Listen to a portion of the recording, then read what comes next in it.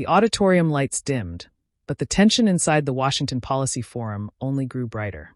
Reporters leaned forward, sensing a confrontation brewing long before the microphones even turned on. In the front row sat lawmakers, activists, and influencers from every corner of the political spectrum, each waiting for the moment everyone knew was coming. Karoline Leavitt stepped onto the stage with her signature calm confidence, the silver cross on her necklace catching the glow of the overhead spotlights. She adjusted the mic, offered a brief nod to the audience, and took her seat. She wasn't here to fight, but she wasn't here to fold either. Across from her sat Ilhan Omar, leaning back in her chair with a knowing smile, as if she'd already prepared the knockout blow. The moderator hadn't even finished introductions when Omar leaned toward her mic and said loudly enough for everyone in the hall to hear, "I don't know why we pretend this is a debate. Karoline's positions are shaped entirely by her religion. She can't think for herself." The room exploded. Gasps, whispers, a few scattered wows. Even the moderator froze, unsure whether to intervene. Karoline didn't flinch. She blinked once, twice, then slowly folded her hands in her lap. The picture of composure. Omar continued, capitalizing on the shockwave she'd unleashed. America needs leaders who aren't trapped in old beliefs. People who don't confuse policy with sermons. Now the crowd shifted from shock to discomfort. Phones were raised. Cameras zoomed in. A moment that could go viral was forming in real time. Karoline finally leaned forward, her voice steady but razor-sharp. "Congresswoman, you attack my faith as if it's a weakness. But let me remind you, this country was built by people who prayed before they acted, who believed before they spoke, and who stood firm even when mocked for it." That line alone shifted the energy like the temperature in the room jumped 5 degrees. Omar scoffed. So predictable. But the audience didn't agree. A ripple of applause moved through the front rows. Karoline continued, eyes locked on Omar. "You say I can't think for myself. Yet here you are trying to shame millions of Americans who live by their faith every day. If defending them makes me predictable, then I'll gladly stay predictable." The applause grew louder. Cameras flashed. The moderator cleared his throat, realizing he had lost control of the room. But Karoline wasn't done. She leaned slightly closer to her mic, lowering her voice just enough to make everyone lean in. "And if your opening argument is insulting someone's religion instead of challenging their ideas, maybe you're the one who's out of arguments." The crowd roared. The eruption shook the stage. Even the moderator couldn't hide the smirk creeping across his face. Omar stiffened, her smile evaporating. She hadn't expected this. She had thrown the first punch, only to be knocked off balance before round one even officially began. And just like that, the debate had transformed. No longer Omar versus Leavitt. It was Omar versus the entire room. And Karoline knew it. The studio lights burned hotter than usual. The crowd wasn't just awake, they were waiting. Word had leaked on social media that Ilhan Omar planned to confront Karoline directly tonight, and every seat in the building had been claimed long before the cameras rolled. Producers whispered to each other behind the glass wall, nervously watching the two women seated just feet apart, but ideologically miles away. Ilhan leaned slightly forward, adjusting her microphone, her expression a careful mix of frustration and confidence. "Karoline," she began, her tone slow and deliberate, "you don't get to lecture America about religious freedom when your entire political identity is built on dividing this country with selective outrage." The crowd stirred. Karoline didn't move, didn't blink. She kept her hands calmly folded on the table, waiting. Ilhan pressed on, gaining momentum. "You talk about Christianity like it belongs to one party. You weaponize faith. People like me, Muslims, immigrants, were always the targets in your speeches. And honestly," she shook her head, almost performing for the audience, "it's hypocritical. You use religion when it benefits you and silence it when someone else tries to practice theirs." A few in the audience nodded. A few booed. Many just waited. Karoline lifted her gaze. Slow, controlled, unbothered. Ilhan continued, sensing the moment. "You preach about American values, yet you attack anyone whose beliefs differ even slightly from your own. So tell us," she spread her hands theatrically, "what gives you the right to act like you're the moral referee of this country?" A producer mouthed, "Oh boy," off camera. Finally, Karoline leaned forward. Her voice was soft but sharp enough to cut through the noise. "Congresswoman Omar," she said, "I grew up in a small New Hampshire town where my family prayed for strength, not power. My faith wasn't a political strategy. It was survival." The room quieted. "And let me correct something. Karoline continued, her tone tightening. I have never attacked you for being Muslim. What I have criticized is your habit of insulting the very country that gave you freedom and a platform. Ilhan's eyes narrowed. Karoline didn't stop.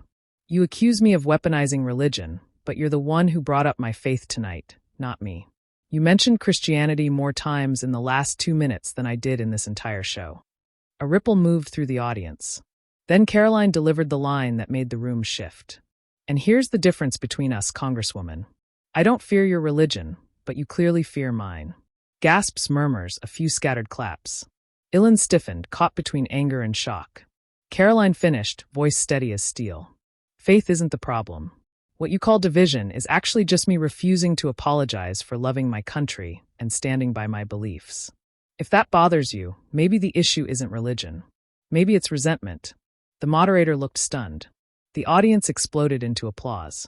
Even the camera operators froze before remembering to keep rolling, and Ilhan Omar, for the first time that night, had no response ready.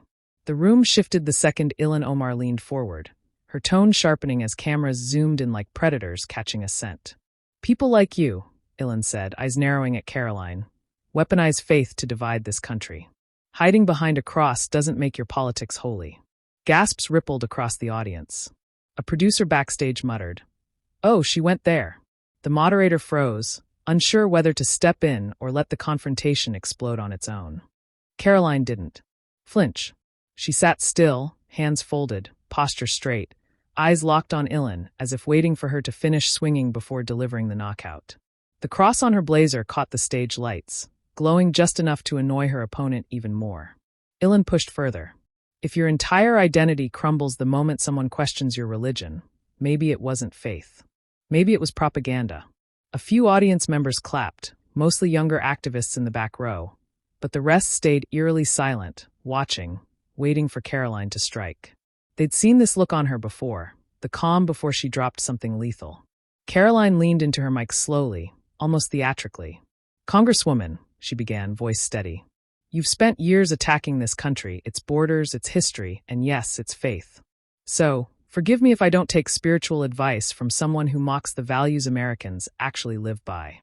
The crowd murmured louder this time. She wasn't yelling. She didn't need to. Ilhan tried to interrupt. "You're twisting." But Karoline raised one finger. "Oh, I'm not done." The moderator instinctively leaned back. "You said I hide behind my cross," Karoline continued. "But I think the real issue is you don't understand why Americans hold on to theirs. It's not a prop. It's not a costume. It's hope. The same hope that gave your family a future here when this nation opened its arms to you. That landed like a strike to the ribs." Even those who disagreed with Karoline felt the tremor. Ilhan blinked rapidly, trying to recover. "So now you're implying I should be grateful enough to stay quiet." Karoline shook her head. "No, I'm saying maybe show some respect to the freedoms that allowed both of us to sit on this stage. Freedom of speech, freedom of belief, freedom of religion. You exercise yours loudly every day, but mine offends you the moment you see it." The audience erupted, some cheering, others stunned into silence. Even the moderator mouthed, "Wow," under his breath. Ilhan opened her mouth to fire back. But this time, the room wasn't with her. The shift was visible. Shoulders turned toward Karoline, cameras angled in her direction, social media already exploding with clips. Karoline delivered the final hit of the moment. "I'm not hiding behind my faith. I'm standing on it." And that seems to be the problem for people who want every American belief except theirs shut down. Every word echoed, and Ilhan Omar, for the first time that night, had no immediate comeback. The tension inside the congressional forum thickened like storm air before lightning. The moderator shifted nervously, pretending to shuffle papers while actually buying time. No one expected Karoline to fire back with such precision. But Ilhan Omar wasn't finished. She leaned forward again, voice sharpened into a political blade. "You weaponize faith," Ilhan said, chin lifted as cameras zoomed in. "People like you hide behind religion to justify division." A few progressive attendees clapped loudly, deliberately. They wanted a moment, something viral, something that made Karoline look small. But Karoline didn't shrink. She sat completely still, shoulders squared, hands folded. Her eyes didn't blink, didn't flinch. She waited for the applause to die down. And then she did something that shifted the entire atmosphere. She stood up slowly, purposefully. The crowd fell into a curious hush. Karoline placed her hand on the table, leaned slightly forward, and spoke with a tone so steady it felt like a courtroom verdict. Congresswoman, you don't get to decide what my faith means. You don't get to rewrite the Constitution because you're uncomfortable with someone who actually believes in something. A ripple moved through the audience. Soft gasps first, then a wave of murmurs. Ilhan didn't expect her to rise. Not literally, not figuratively. Karoline continued, her voice projecting without raising the volume. You accuse me of division. You just attacked millions of Americans who pray, who hold on to faith to survive hardships, who lost their jobs, who lost family members, who still choose hope over bitterness. Ilhan shifted in her seat for the first time. Karoline pressed harder. If you call that weaponizing religion, then maybe the issue isn't our faith. Maybe it's your discomfort with people who don't agree with your worldview. A man in the back clapped once loud. Another joined, then 3 more. Ilhan looked around, stunned that the room she assumed was hers was beginning to tilt. Karoline stepped closer to her microphone. I will never apologize for my faith. Not here, not anywhere. She raised her hand slightly, gesturing to the crowd. And judging by this room, I'm not the only one tired of being told to shut up about it. The applause now was undeniable, rolling, building, spreading across the auditorium like a spark catching dry grass. The moderator sat frozen. Ilhan stared, caught between anger and disbelief. Karoline sat back down with absolute calm, her expression composed, but the room was no longer neutral. It was hers. Ilhan Omar's last jab, your faith is just a political shield, still hung in the air like smoke after a grenade. The studio went silent, the audience unsure whether they had just witnessed a crossing of a line. Even the moderator froze, eyes wide, sensing that the moment had slipped beyond standard political sparring. Karoline didn't rush to respond. She stood perfectly still, hands on the podium, the cross around her neck catching the studio lights, almost glowing. She let the silence stretch, just long enough for Ilhan to think she'd scored. Just long enough for viewers at home to lean closer. Just long enough for tension to coil so tightly it was ready to snap. Then Karoline looked up, calm, steady, unshaken. Congresswoman Omar, she said, her voice low but carrying through every inch of the room. You didn't attack my policy. You attacked my faith, and that tells me everything about the weakness of your argument. A rumble spread through the crowd. Soft gasps, shifting chairs. Karoline took a step forward. You claim faith is a shield. No. Faith is why millions of Americans get up every day and keep going. Faith is why families survive hardship. Faith is why this country exists at all. Ilhan's smirk faded. Karoline didn't stop. You don't have to share my beliefs. That's the beauty of America. But what you can't do is shame people for having them. A wave of applause erupted, small at first, then swelling as more people rose from their seats. Ilhan tried to interject. I didn't shame you. Yes, you did, Karoline snapped back. Not angry, but precise. And you've done it to millions who think like me. But here's the difference. We don't hide our values when they become inconvenient. Ilhan blinked, caught off guard. Karoline stepped fully toward center stage now, owning the room. You attacked my faith because you couldn't attack my facts. And when someone goes after faith instead of policy, it means they've already lost the debate. The audience roared. Cheers, whistles, applause shaking the studio. Even the moderator couldn't hide a stunned smile. Karoline finished with a blow that would replay online for days. You say my faith is a shield. Maybe it is. But tonight it looks like the only shield here that held up was mine. Ilhan looked down. The crowd stood and Karoline Leavitt, calm, unwavering, owned the moment completely. Ilhan Omar stood rigid behind her podium, fingers wrapped so tightly around her notes that the edges began to bend. She hadn't expected the audience to shift. She hadn't expected Karoline's composure to hold, and she certainly hadn't expected her own attack on Karoline's faith to backfire so violently. But the momentum was gone. Karoline had taken it, shaped it, and now wielded it like a blade. The moderator cleared his throat. Representative Omar, is there anything you'd like to clarify? Ilhan leaned toward the mic, eyes narrowing. Yes, she said sharply. Faith is a personal choice, but using it as a political shield, hiding behind it to justify harmful ideology, is dangerous. That's what Karoline is doing. The room tightened. A few murmurs, a few raised eyebrows. It wasn't landing the way she hoped. Karoline took one slow step forward, her silver cross glinting beneath the bright studio lights, not as an ornament, but as a declaration. Representative Omar, she began, voice low but carrying the calm certainty of someone who'd been underestimated one time too many. The only person attacking faith tonight is you. Ilhan blinked, taken aback. Karoline continued, her tone sharpening like a turning key. You didn't challenge my policy. You didn't challenge my arguments. You challenged my belief in God. And you did it because you thought the audience would cheer you for it. The crowd shifted. Guilt, anger, curiosity, all mixing into a single hum. Here's the truth, Karoline said. I don't use my faith to shield anything. I use it to guide me. That's what faith is supposed to do. And millions of Americans, she swept her hand across the crowd, know exactly what I mean. The applause hit suddenly, loud and rolling. Ilhan's jaw tensed. Faith doesn't excuse bigotry. No, Karoline shot back, and calling disagreement bigotry doesn't excuse your hostility toward Christianity. That one landed like a hammer. The moderators froze. The audience gasped. Ilhan's expression cracked. Karoline pressed forward, her voice growing stronger. You accuse me of hiding behind religion, but you're the one weaponizing it, twisting it into an attack the moment you run out of policy arguments. She paused, then delivered the line with surgical precision. That's not bravery, Representative. Her tone hardened. That's insecurity. Even the camera crew glanced at each other. Ilhan tried to recover. You're misrepresenting. No, Karoline said softly. I'm exposing silence. Real silence. The kind that fills a room right before the crowd chooses sides. Karoline stepped fully into the spotlight now. Shoulders squared. Expression unwavering. My faith isn't a costume. It's not a prop. And it certainly isn't something I'm going to apologize for because it makes you uncomfortable. A roar of applause erupted, louder than anything so far. People rose from their seats. Even those who disagreed with her politically couldn't deny the force of the moment. Ilhan Omar stood frozen, caught cornered, suddenly aware that she had become the villain in her own attack.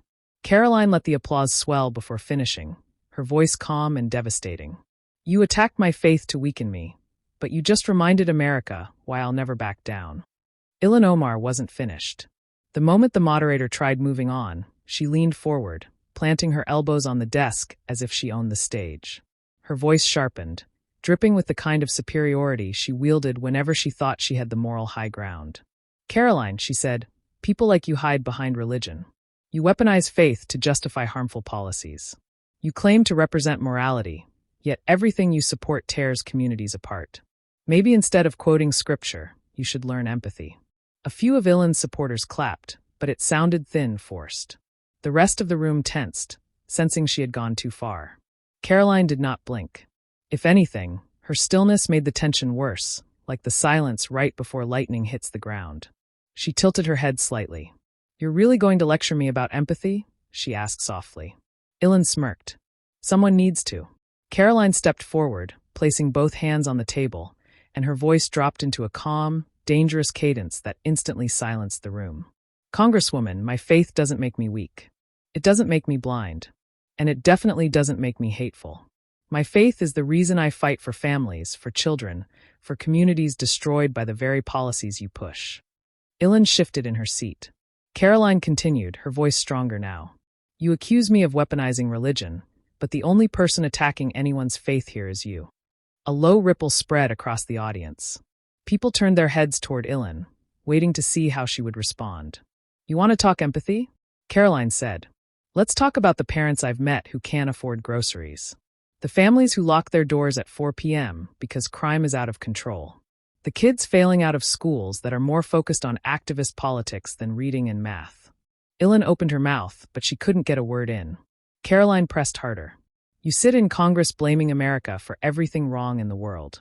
You attack its values, its history, and now you attack my faith simply because it threatens your narrative.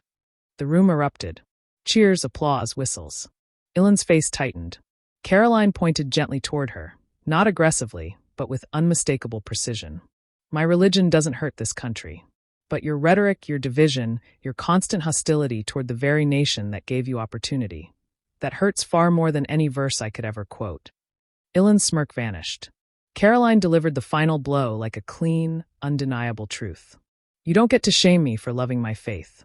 You don't get to shame me for loving my country. And you definitely don't get to shame me for standing up to you. The crowd erupted, this time louder than at any moment so far. Ilhan leaned back in her chair, eyes narrowed, jaw clenched.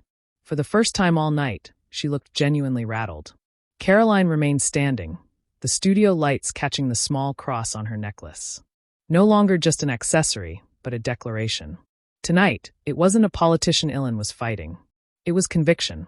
And she was losing. For a brief second, the entire congressional forum froze. Ilhan Omar glaring across the stage, the audience lurching forward in their seats, cameras swinging to capture whatever would happen next.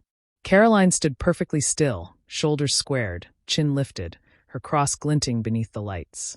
Not as a symbol of fragility, but as a warning. Ilhan tried to regain control, her tone sharp and clipped. Americans are tired, she declared, of people like you using religion as a shield for intolerance. The crowd stirred. A few claps from Ilhan's corner. Weak, forced. Most people simply waited.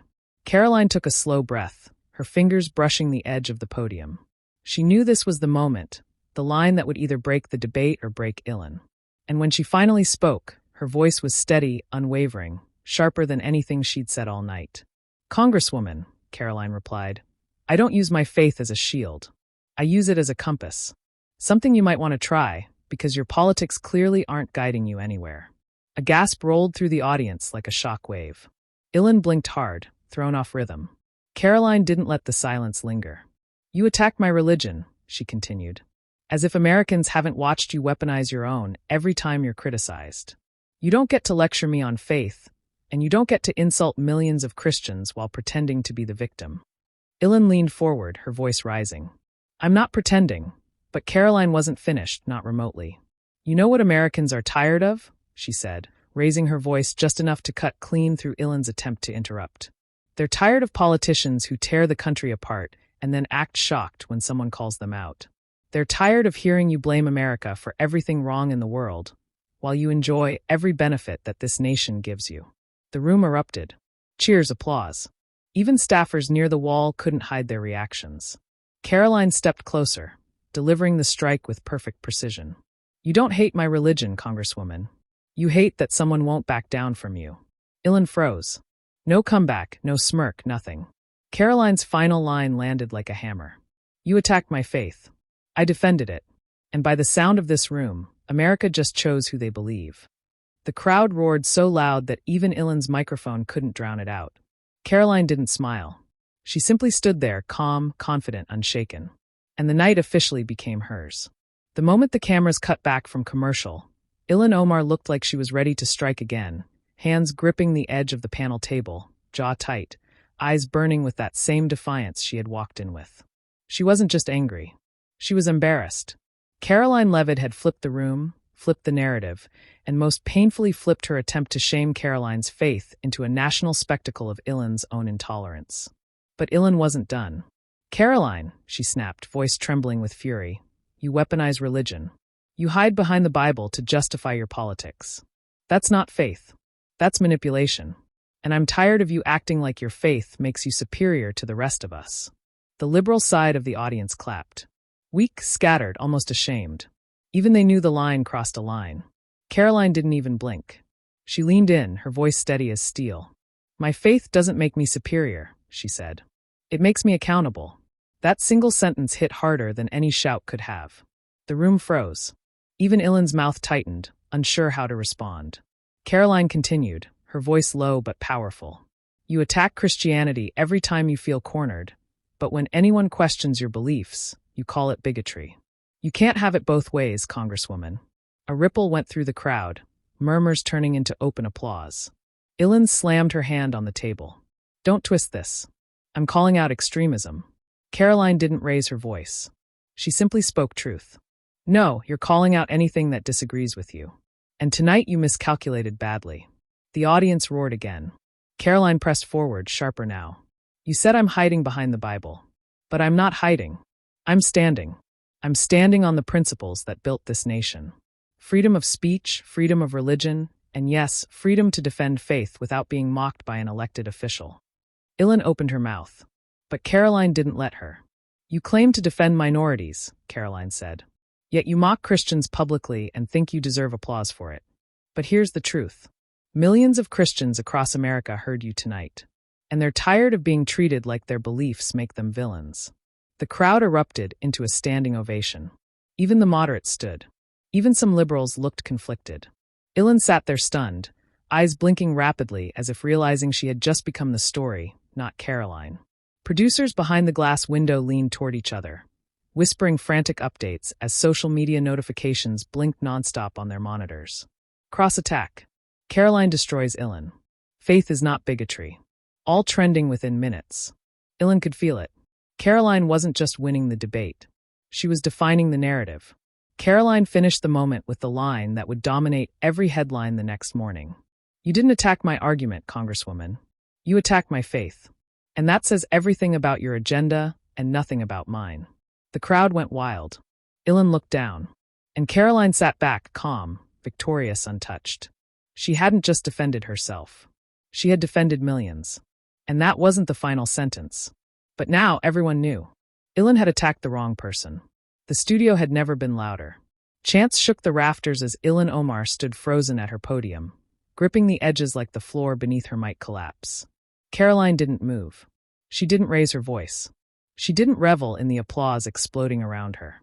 She simply stood there, calm, steady, unshaken, holding the weight of the moment like she had been preparing for it her entire life. Ilhan tried to recover, forced a smile, and leaned toward her microphone. "You think one emotional line makes you right?" she said, though her voice trembled. "You think quoting your religion gives you authority here? This is politics, not Sunday school." But the crowd wasn't with her anymore. Karoline stepped forward slowly, each heel click echoing through the tension-filled air. When she spoke, the room fell into a silence so sharp it felt like a blade. "No, Congresswoman," she said. "I didn't win this moment because of my religion. I won it because you attacked millions of Americans who share it. You didn't come for me tonight. You came for them. I'm just the one standing here willing to say enough." A gasp rippled through the audience. Karoline continued, her voice gaining strength. "You claim to fight for tolerance, yet you mock anyone whose beliefs don't match yours. You preach compassion, but the second someone disagrees, you go for their identity. You go for their background. You go for their faith. That's not leadership. That's emotional manipulation dressed up as activism." Ilhan blinked hard, as if trying to register every word being thrown at her with surgical precision. Karoline didn't stop. "You told me religion has no place in public life," she said. "But millions of Americans live by their faith every single day. It guides their decisions, their families, their values, their love for this country. You don't get to strip them of that just because it makes you uncomfortable." A roar of applause erupted, deafening, rising like a wave across the studio. Karoline raised her hand, signaling she wasn't finished. "And you know what's most ironic, Congresswoman? You came to America for freedom. Yet you stand here trying to shame those who use that same freedom to worship differently from you. If freedom only applies to people who think like you, then it's not freedom at all." Ilhan looked stunned, eyes wide, lips parted, but no words forming. It was the first time all night she had nothing left to fire back with. Karoline delivered the final blow, soft but devastating. "You attacked my faith. I answered with the Constitution because one of us still believes in protecting every American's freedom, not just the ones we agree with." The crowd went wild, standing, clapping, shouting Karoline's name as Ilhan stepped back from her podium, rattled, shaken, defeated. Producers in the control room yelled over one another, scrambling to capture every second of the explosion happening on air.